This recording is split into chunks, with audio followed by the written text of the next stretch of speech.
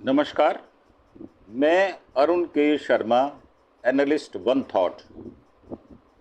आज हम बात करेंगे जो अमेरिकी राष्ट्रपति ट्रंप ने सऊदी अरब में डिफेंस डील की है उसके विषय में। ये डील करीब 12.1 लाख करोड़ की है। यूएस के इतिहास में ये सबसे बड़ी डील बताई जा रही है, ये सबसे बड़ा समझौता बताया जा रहा है। और ट्रंप का बनने के बाद दोबारा जब वो राष्ट्रपति बने उनके बाद ये उनका पहला विदेशी दौरा भी है। ट्रंप ने क्राउन प्रिंस सलमान के साथ डिफेंस डील पर साइन कर दिए हैं।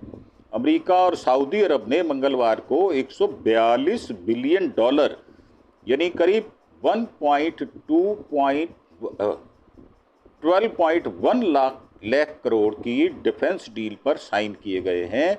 व्हाइट हाउस ने इसे इतिहास की सबसे बड़ी उपलब्धि या डील या समझौता बताया है।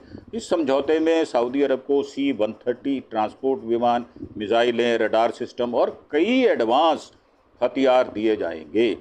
अमेरिका को ये बिजनेस मिला है और वो क्योंकि हथियार बनाने का ही काम करते हैं तो उनको ये डील मायने रखती है। ये Lockheed Martin, Boeing, Northrop Grumman जैसी अमेरिकी कंपनियों से मिलने वाला सामान होगा।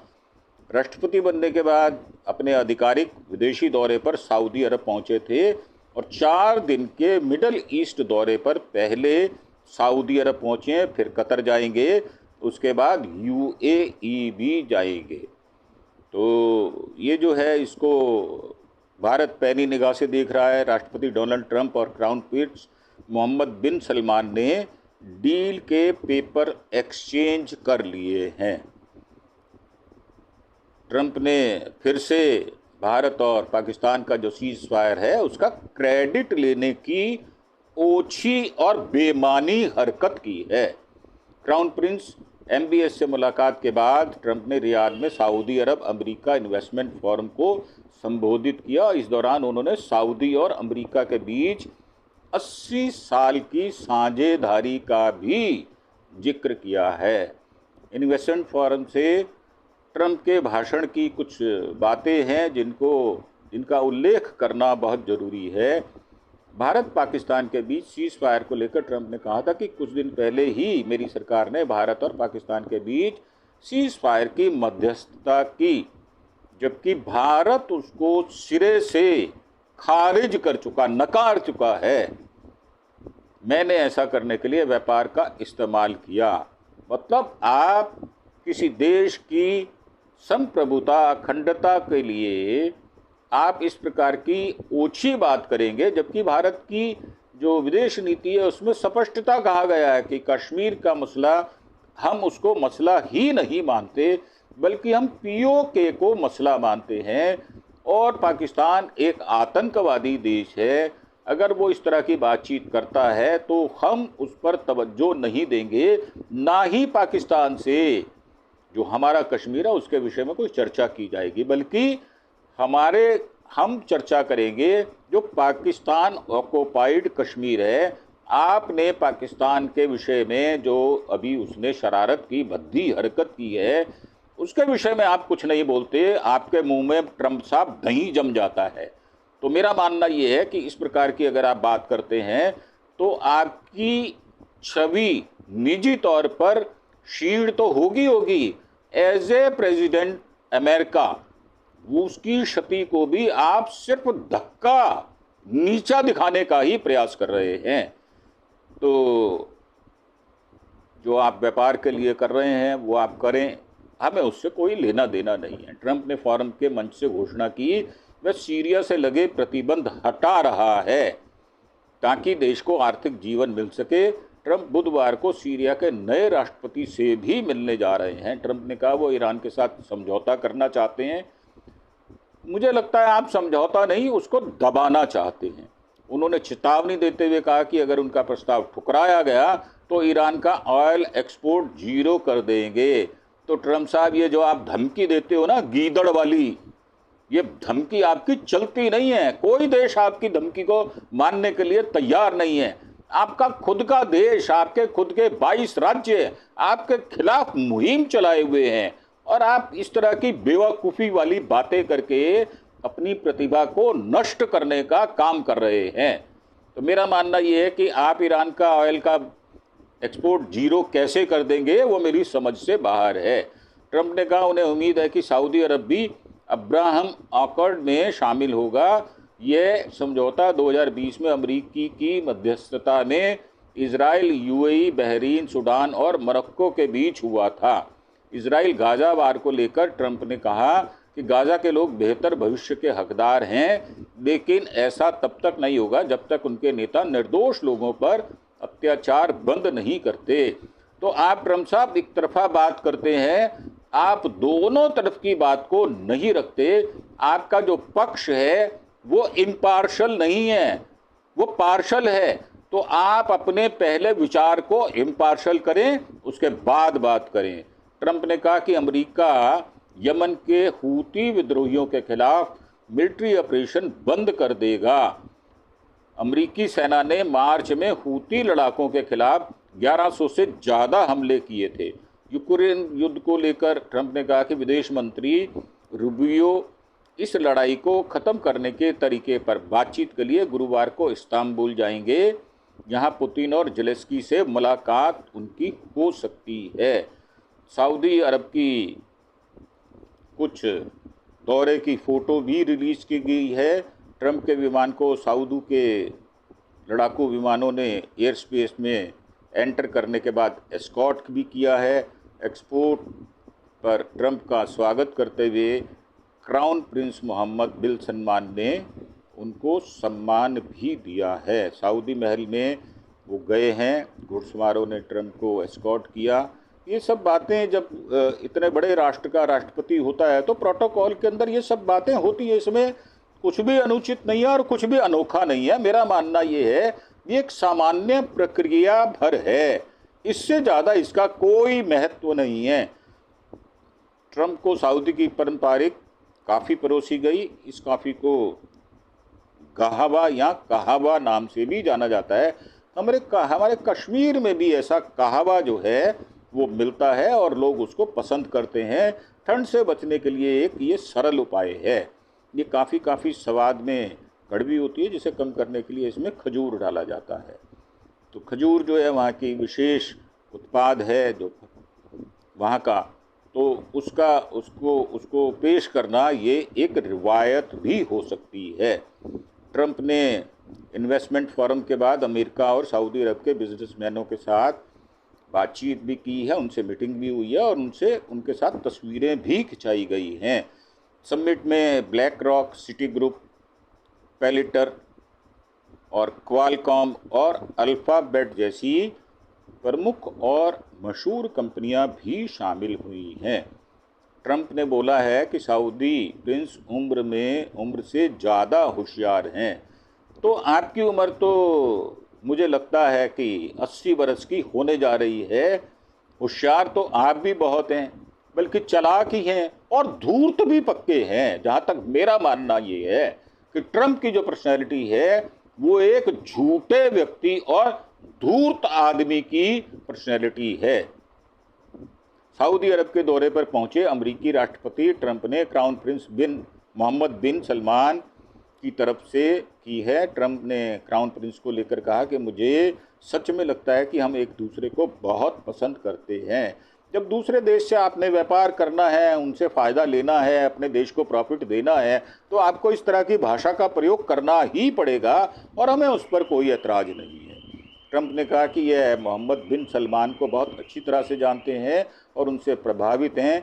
MBS अपनी उम्र से कहीं ज़्यादा होशियार अगर आप शब्द का इस्तेमाल करते हैं तो मुझे लगता है वो उचित नहीं है। समझदार कहें तो मुझे वो शब्द ज़्यादा उपयुक्त लगता है। अमेरिकी राष्ट्रपति ने कहा है कि उनके दौरे से पहले देश में 20 लाख नौकरियों की चर्चा हो रही थी। अमेरिका में सऊदी निवेश की सराहना करते हुए ट्रंप ने कहा कि इससे बहुत ज़्यादा नौकरियां पैदा होंगी। हमारे यहाँ दुनिया के सबसे बड़े बिजनेस लीडर्स हैं, वे बहुत सारे चेक लेकर जाने वाले हैं। यानी आप व्यापारिक दृष्टि से ही हर देश को डील करना चाहते हैं, जो सर्वथा अनुचित है, जिनसे व्यापार नहीं होता। जब हम विश्व बंधुत्व की बात करते हैं, वसुदेव कुटुंबकम की बात करते हैं, तो हमारा देश इस लीक पर नहीं चलता। हमारा देश मानवीय मूल्यों को अहमियत देता है और उन पर विचार करके अपना व्यवहार ठीक रखता है। ट्रंप सऊदी से मिलने वाले 600 अरब डॉलर करीब 50 लाख करोड़ रुपए के निवेश को लेकर यह बोल रहे थे। उन्होंने मजाकिया लहजे में कहा उन्हें यकीन है कि $1 ट्रिलियन हो जाएगा। दरअसल ट्रंप की दूसरी बार राष्ट्रपति बनने के बाद सऊदी अरब ने 4 साल में अमेरिका से 600 अरब डॉलर के निवेश का ऐलान किया था। ट्रंप सलमान ने मंगलवार को रियाद में एक स्ट्रेटेजिक इकोनॉमिक पार्टनरशिप एग्रीमेंट पर भी सिग्नेचर किए हैं। इस साझेदारी में ऊर्जा, खनन, रक्षा के लिए समझौते शामिल हैं, जिसकी डिटेल अभी बाहर नहीं आई। तो उसकी डिटेल जब आएगी तो हम आपसे बातचीत करेंगे। ट्रंप ने 2017 में सऊदी जाकर परंपरा तोड़ी थी। अमेरिका में राष्ट्रपति बनने के बाद कनाडा, मेक्सिको और फिर यूरोपीय देश की यात्रा करने की परंपरा है। बराक ओबामा ने पहले विदेशी दौरे पर कनाडा की यात्रा की थी। उनसे पहले जॉर्ज डब्ल्यू बुश ने अपने पहले विदेशी दौरे पर मेक्सिको की यात्रा की थी। ट्रंप ने 2017 में राष्ट्रपति बनने के बाद सबसे पहले सऊदी अरब पहुंचकर इस परंपरा को तोड़ा था। पिछले राष्ट्रपति जो बाइडेन अपने पहले दौरे पर ब्रिटेन गए थे। जो पिछले 5 राष्ट्रपति हुए हैं उनमें विदेशी दौरा जो उन्होंने किया, 1993 में बिल क्लिंटन ने कनाडा का किया, 2001 में जॉर्ज बुश ने मेक्सिको का किया, 2009 में बराक ओबामा ने कनाडा का किया, 2017 में सऊदी अरब का डोनाल्ड ट्रंप ने किया और 2021 में बाइडेन साहब ब्रिटेन गए थे। तो दूसरी बार राष्ट्रपति बनने के बाद सबसे पहले MBS को फ़ोन किया। ट्रंप ने दूसरी बार राष्ट्रपति पद की शपथ लेने के बाद सबसे पहले सऊदी प्रिंस सलमान को ही फ़ोन किया था। शपथ ग्रहण के कुछ दिन बाद ट्रंप ने उनसे पहले विदेशी दौरे को लेकर मीडिया से सवाल भी किया गया था। इस सवाल के जवाब में उन्होंने कहा था कि देश अमेरिका में सबसे ज़्यादा निवेश करेगा, वे वहाँ का पहला दौरा करेंगे। तो साहब ले देकर बात ठनकौए पर आई हुई है। ठनकौआ दो और ट्रंप का जो उछल कूद है वो देख लो। तो मेरा मानना यह, इस प्रकार की भावना रखना सर्वथा अनुचित है। जो व्यवहार है वो समान शर्तों पर होना चाहिए, ये बात बिल्कुल उचित है। इस सवाल के जवाब में उन्होंने कहा था कि देश अमेरिका में सबसे ज़्यादा निवेश करेगा, वे वहाँ का पहला दौरा करेंगे। इसके बाद सऊदी सरकार ने एक बयान जारी करके कहा था कि उनका देश अगले 4 सालों में के भीतर अमेरिका में 600 अरब डॉलर यानी 50 लाख करोड़ रुपए के निवेश के लिए तैयार है। हालांकि ट्रंप ने कहा था कि वो इसे बढ़ाकर $1 ट्रिलियन होते हुए देखना चाहते हैं, जिसमें अमेरिकी मिलिट्री इक्विपमेंट की खरीद भी शामिल होगी। सऊदी अरब ने sovereign wealth fund and public investment fund PIF में 925 अरब डॉलर की भारी भरकम रकम पड़ी है। सऊदी ने इसके जरिए पहले ही अमेरिका में कई इन्वेस्टमेंट कर रखे हैं। वहीं UAE ने भी अगले 10 साल में अमेरिका से आर्टिफिशियल इंटेलिजेंस, सेमीकंडक्टर, एनर्जी और इंफ्रास्ट्रक्चर में $1.4 ट्रिलियन निवेश करने की इच्छा जताई है। अमेरिका के लिए सऊदी अरब क्यों जरूरी है? क्योंकि सऊदी अरब दुनिया का तेल का 18% हिस्सा रखता है। पहली बात तो यही है। सऊदी विदेश हथियारों का दूसरा सबसे बड़ा खरीदार है। तीसरा जो है मुस्लिम देशों का अघोषित जो लीडर है, और सऊदी अरब की सबसे बड़ी ऑयल कंपनी अरामको अमेरिका में ने बनाई है। तो इस प्रकार जो कारण है उसकी तरफ झुकाव के वो बहुत सॉलिड हैं और वो पुख्ता तौर पर हैं, ये बात बिल्कुल ठीक है। ट्रंप ने अपने कार्यकाल के दौरान सऊदी अरब समेत खाड़ी देशों के साथ बेहतर रिश्ते कायम किए थे। ट्रंप के पद छोड़ने के बाद सऊदी अरब ने ट्रंप के दामाद और पूर्व सहयोगी जैरेड कुशनर की एक फर्म $2 अरब यानी 17,000 करोड़ रुपए का निवेश भी किया था। और कई रिपोर्ट्स में दावा किया गया है जब जमाल खशोगी की हत्या के बाद सऊदी अरब और अमेरिका के संबंधों पर असर पड़ा था तो कुशनर ने इसे संभालने में मदद की थी। सऊदी अरब की यह यात्रा ऐसे मौके पर की जा रही है जब उनके टैरिफ ने दुनिया भर में उथल पुथल मचा रखी है।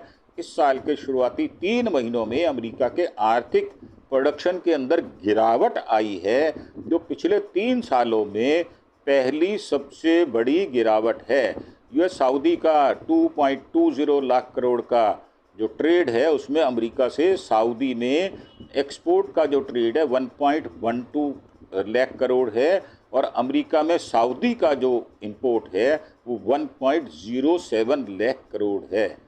इजराइल सऊदी अरब के बीच रिश्ता बेहतर करना चाहते हैं ट्रंप ने पिछले कार्यकाल में सऊदी अरब और इजराइल के बीच रिश्ते बेहतर करने की कोशिश की थी। सऊदी अरब इजराइल को मान्यता दे। सऊदी अरब का कहना है कि पहले फ़िलिस्तीन अलग देश बने जिसकी राजधानी पूर्वी यरूशलेम में हो और उनके बीच सीमा 1967 से पहले जैसी होनी चाहिए।